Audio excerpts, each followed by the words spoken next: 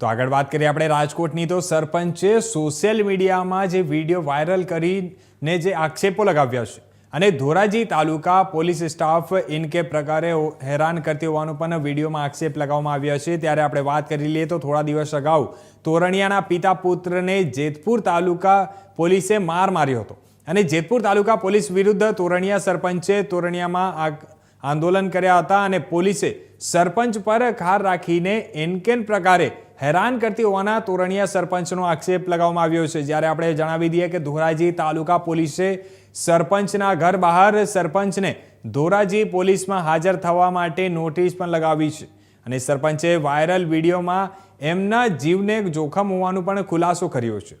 Police એનકેન પ્રકારે હેરાન કરશે તો સરપંચ ખુદ એસિડ પીને આપઘાત કરશે એવું પણ વિડીયોમાં ઉલ્લેખ કરવામાં આવ્યો છે।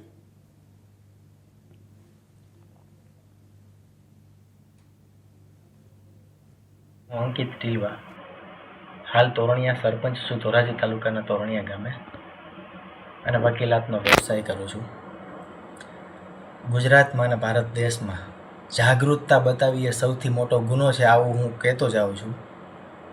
અત્યારે મારા ઘરની બહાર ધોરાજી તાલુકા પોલીસ સ્ટેશનના કર્મચારીઓ રાતના 12 વાગ્યાના બેઠા છે।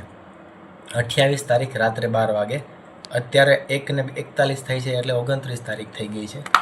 મારા ઘરની બહાર દરવાજા ઠેકીને આવે છે કેમેરા હોવા છતાં, અને મારા ઘરની બહાર એક નોટિસ લગાવે છે કે 29 તારીખે 11 વાગે તમારે ધોરાજી તાલુકા પોલીસ સ્ટેશને હાજર થવું, તમને એક કેસ બાબતે પૂછવાનું હોય।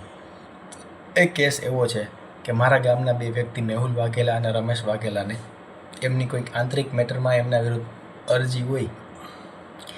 જેતપુર એમને બોલાવવામાં આવ્યા હતા, ત્યારબાદ જેતપુર પોલીસ દ્વારા એમને મારવામાં આવ્યો હતો।